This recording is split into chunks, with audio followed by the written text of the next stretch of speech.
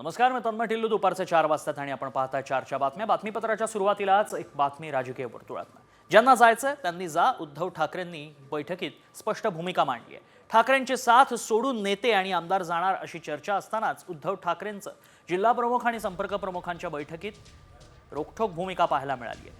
मी बाळासाहेबांना वडील म्हणून आणि प्रमुख म्हणून ओळखत होतो. ते ज्या पद्धतीनं लढले तसंच मी लढणार. ही लढाई अशी मी अर्थात सोडून जाणार नाही, मैदान सोडणार नाही, असं उद्धव ठाकरे म्हणतात. आपल्याच पक्षातील जे कोणी तुम्हाला फोन करून म्हणत असतील की त्या पक्षात काय राहिलं नाही, आमच्याकडे या, त्यांचे नंबर मला द्या, मी त्यांचा समाचार घेतो, असंही उद्धव ठाकरेंनी आता म्हटलंय. कालच नुकताच मेळावा पार पडला आणि त्यानंतर आता उद्धव ठाकरेंकडनं ही भूमिका मांडण्यात येते.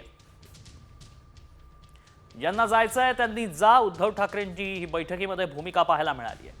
जे तुम्हाला फोन करून सांगतायत या पक्षात काही राहिलं नाही, तुम्ही आमच्याकडे या, त्यांचा नंबर मला द्या, मी त्यांचा समाचार घेतो, असंही उद्धव ठाकरे म्हणतात.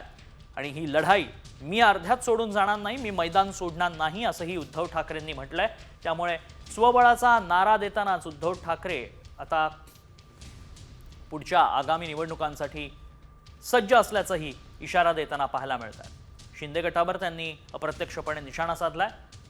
आणि तसंच जे पक्ष सोडून जाणार आहेत, जी चर्चा सध्या रंगतीये, उदय सामंत यांनी काही दिवसांपूर्वी नुकतंच वक्तव्य केलं होतं की काही आमदार हे संपर्कात आहेत आणि शिंदे गटात त्यांचा लवकरच पक्षप्रवेश होईल, असंही म्हणण्यात आलं होतं. आणि त्याचाच समाचार उद्धव ठाकरेंनी घेतल्याचं पाहायला मिळतंय. गिरीश कांबळे अधिक माहिती देतील याच संदर्भात.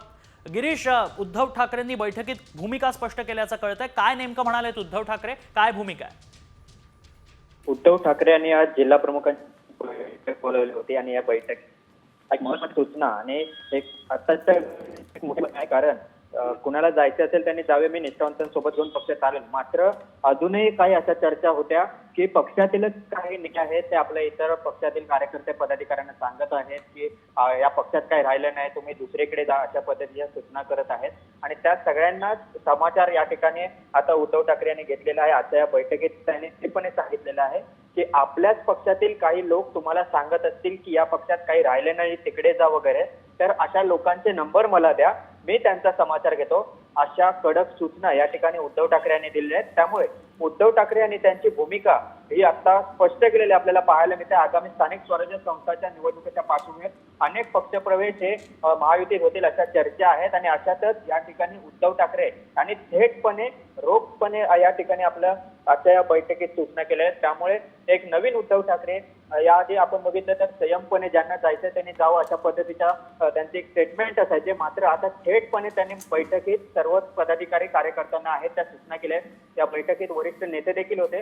त्यामुळे उद्धव ठाकरेंपर्यंत काही मेसेज पोहोचलाय का, काही त्यांच्यापर्यंत मेसेज गेले की बाबा हे नेते आम्हाला जाण्यास भाग पाडत आहेत किंवा असा संदेश देत आहेत, याबाबतची कदाचित उद्धव ठाकरेंना माहिती मिळाली असावी. आणि त्या अनुषंगाने खरं, त्यामुळे उद्धव ठाकरेंची ही भूमिका आता पाहायला मिळाली. धन्यवाद गिरीश, आपण दिलेल्या सगळ्या सविस्तर माहितीसाठी. आणखी एक महत्वाची आणि तितकीच मोठी बातमी या क्षणाची पाहतोय आपण. मंत्रालयाजवळ झाडावर चढत आंदोलन करण्यात येत आहे. मंत्रालयाजवळ झाडावर चढून आंदोलन करण्यात आल्याचा प्रयत्न सुरू झालाय.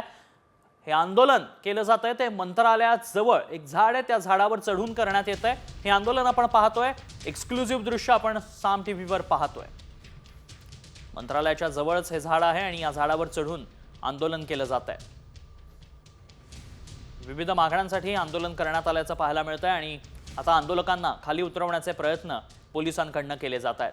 मात्र मंत्रालयाच्या जवळ हे झाड आहे आणि त्या झाडावर चढून आंदोलन केलं जात आहे. अधिक माहिती जाणून घ्या. आमचे प्रतिनिधी सुनील काळे सध्या संपर्कात आहेत. सुनील, कशासाठी हे आंदोलन करण्यात येत आहे आणि सध्या परिस्थिती काय? हे जे आंदोलन आहे हे मंत्रालयाच्या झाड आहे. अजूनही आंदोलकांची जी ओळख आहे ती पटवण्यात आलेली नाही. सचिव दर्जाच्या अधिकाऱ्याकडे या आंदोलकांचं काही काम होतं आणि त्या काम जे आहे ते प्रलंबित आहे बऱ्याच दिवसापासून. आणि त्या विरोधात हे आंदोलन आपल्याला केलेलं पाहायला मिळतंय. पोलीस प्रशासनाकडून त्याला झाडावरून खाली उतरवण्याचा प्रयत्न केला जातोय, पण गेल्या अर्ध्या तासापासून ही व्यक्ती अजूनही झाडावरच आहे आणि मंत्रालयाच्या जे मेन गेट आहे त्या ठिकाणच्या झाडावरती हे आंदोलन सुरू आहे. काय नेमक्या मागण्या आहेत त्याबाबत काही माहिती मिळाली आहे किंवा पक्षाकडनं, सरकारकडनं काही दखल घेण्यात आली आहे या आंदोलनाची? आता सध्या तर प्रशासन जे आहे त्या आंदोलकाला खाली उतरवण्याचा प्रयत्न करत आहे. त्याच्या हातात एक पोस्टर आहे ज्यामध्ये उल्लेख आहे की सचिवाकडे अशा पद्धतीचा काही पत्र व्यवहार होता आणि त्याच्या संदर्भात अजूनही त्याच्या कामाची दखल घेतली जात नाही. त्या संदर्भात हे आंदोलन त्याच्याकडून केलं जात आहे. ज्यावेळेस त्या आंदोलन खाली उतरवलं जाईल त्याच वेळेस आपल्याला कळू शकेल की नक्की त्याची भूमिका काय आहे. नक्कीच धन्यवाद सुनील, आपण दिलेल्या सविस्तर माहितीसाठी.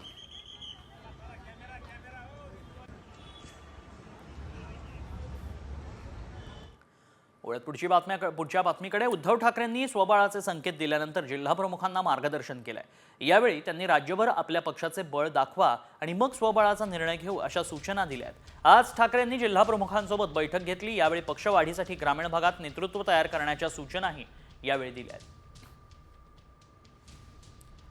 उद्धव ठाकरेंनी जिल्हा प्रमुखांना आणखी काय मार्गदर्शन केलंय तेही पाहूयात ग्राफिक्सच्या माध्यमातून. ठाकरेंनी सशर्त स्वबळाचा नारा जरी दिला असला तरी जिल्हा प्रमुखांना काही सूचना केल्याचं पाहायला मिळतंय. पक्षाचं बळ आधी दाखवा आणि मग त्यानंतर स्वबळाचा निर्णय घेऊच अशा सूचना दिल्या गेल्या आहेत. ज्यांना जायचं त्यांनी जा, उद्धव ठाकरे यांनी बैठकीत भूमिका मांडली. दुसरीकडे बाळासाहेब ज्या पद्धतीने लढले तसंच मी लढणार असल्याचंही या बैठकीत त्यांनी स्पष्ट केलंय. ही लढाई अशी मी अर्ध्यात सोडून मैदान सोडणार नाही.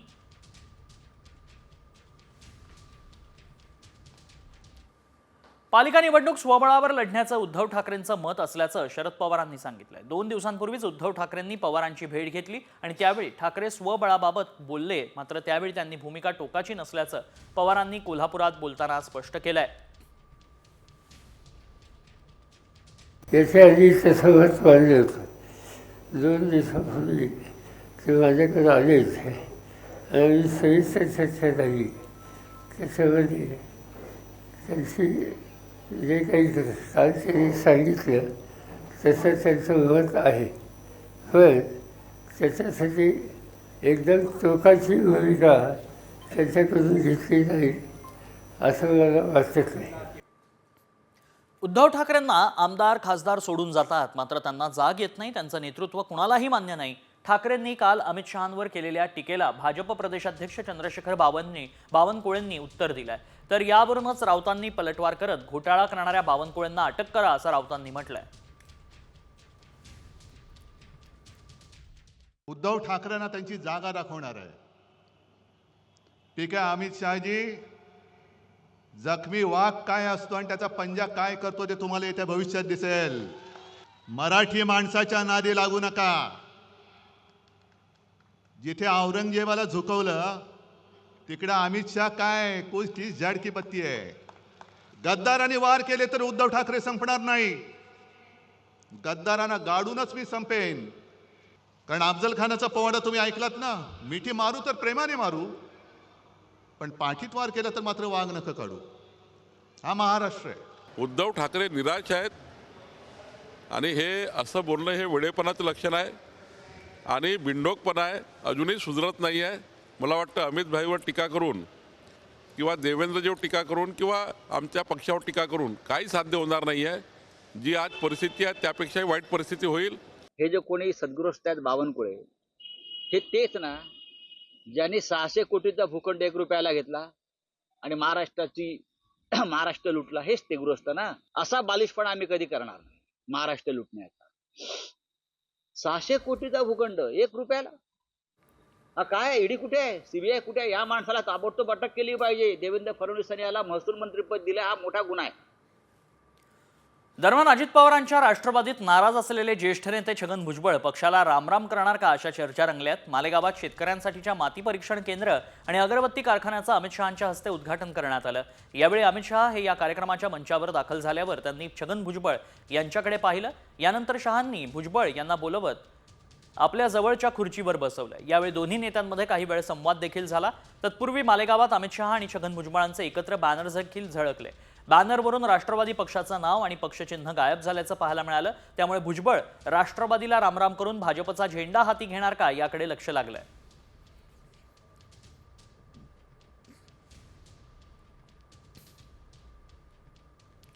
शहांनी भुजबळांना खुर्ची दिली आणि त्यानंतर बराच वेळ दोघांमध्ये संवाद देखील सुरू झाल्याचं पाहायला मिळालं. त्यामुळेच आता भुजबळ राष्ट्रवादीला रामराम करून भाजपत प्रवेश करणार का?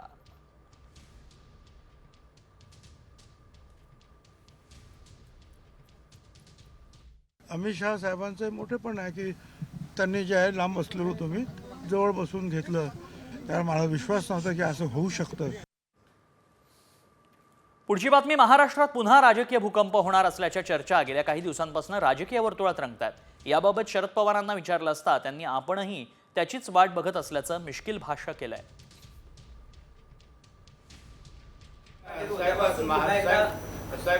महायुतीमध्ये सगळे पालकमंत्री महायुतीचे सगळे पालकमंत्री जाहीर झाल्यानंतर मोठ्या प्रमाणावर नाराजी उसळली. नाशिकचे रायगडचे पालकमंत्री पद रद्द केले. उदय सामंत 20 आमदार घेऊन बाहेर जाणार वगैरे अशा चर्चा सुरू झाल्या. एक प्रकारचा राजकीय भूकंप होणार असं सांगितलं जातंय. काय सांगू शकताय की आम्ही वाट बघतोय त्याची आम्ही वाट बघतोय की कधी बाहेर पडतं. पुढची बातमी. बीड प्रकरणासंदर्भातली वाल्मिक कराडच्या सांगण्यावरून महादेव गित्तेवर हल्ला झाल्याचा आरोप जितेंद्र आव्हाडांनी केलाय. आव्हाडांकडून महादेव गित्तेंचा एक व्हिडिओ सोशल मीडियावर शेअर करण्यात आलाय. सरपंच बापू आंधळे हत्या प्रकरणावरून हल्ला गित्तेंवर झाल्याचा आरोप आव्हाडांनी केलाय.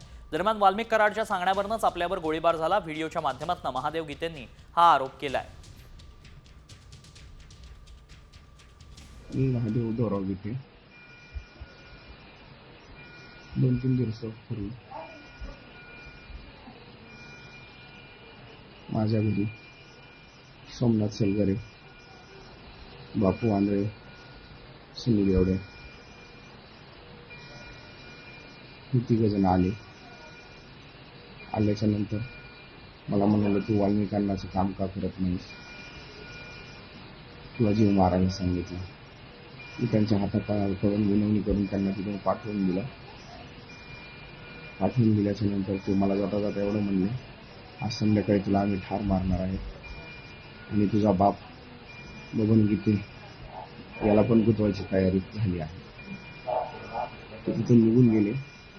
त्यानंतर 1-1.5 तासापूर्वी त्या 1-1.5 तासानंतर तिथून पुढं मला माझा शेजारी बाबासाहेब भाई याचा कॉल आला आणि त्यांनी सांगितलं की तुला. बीड सरपंच हत्या प्रकरणातील आरोपींची ओळख परेड होणार होती. बीड कारागृहात 4 आरोपींची ओळख परेड होणार आहे. सुदर्शन घुले, जयराम चाटे, प्रतीक घुले, महेश केदार यांची ओळख परेड केली जाईल. या प्रकरणातील आरोपी कृष्ण आंधळे अजूनही फरार आहे.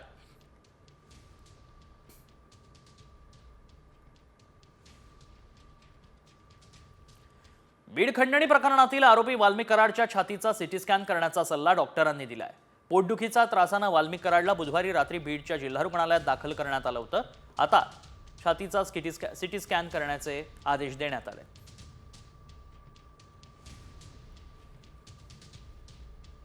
जे काही फिजिशियन आहेत, ज्याला फिजिशियन म्हणतो, त्यांचा जो ऑब्स्ट्रक्टिव्ह स्लीप अपनिया आहे त्याच्याबद्दल त्यांना सुद्धा तपासण्यासाठी त्यांनी सर्जन जे तपासत आहेत त्यांना रेग्युलर त्यांनी विनंती केलेली होती. त्या विनंतीच्या आधारे आपले फिजिशियननी सुद्धा त्यांना आज तपासण्यात आलेलं आहे.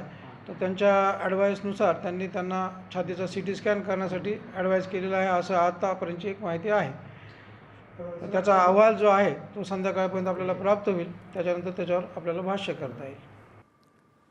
सुरेश धस यांनी आज पोलीस अधीक्षकांची भेट घेऊन महादेव मुंडे प्रकरणाचा तपास करण्याची मागणी केली आहे. 15 महिन्यांपूर्वी महादेव मुंडेंची हत्या झाली होती. या प्रकरणात वाल्मिक कराडच्या मुलाचा हात असल्याचा आरोप करण्यात आलाय. महादेव दत्तात्रय मुंडे यांचा 15 महिन्यापूर्वी जो खून झालेला आहे परळीमध्ये, परळी पोलीसमध्ये सर्व पोलीस बहुतेक अधिकाऱ्यांपासून कर्मचाऱ्यांपर्यंत हे आकांनीच निवडलेले लोक आहेत. त्याच्यामुळं हा तपास लागत नाही. म्हणून याचा तपास लागण्यासाठी हा तपास LCB-कडे देण्यात यावा. LCBचे जे प्रमुख आहेत शेख काकोन यांना सुद्धा आकांनीच बसवलेलं आहे. त्याच्यामुळं LCBचे शेख वगळून LCBला ही केस द्या. परळीतील महादेव मुंडे यांची 2023 मध्ये हत्या झाली होती. या प्रकरणामध्ये आता महादेव मुंडेंची पत्नी ज्ञानेश्वरी मुंडे यांनी प्रश्न उपस्थित केला. या प्रकरणाचा तपास करू नका असं सांगण्यासाठी कोणाचे फोन पोलिसांना आले होते, त्याचे CDR काढा अशी मागणी ज्ञानेश्वरी मुंडेंनी केली आहे.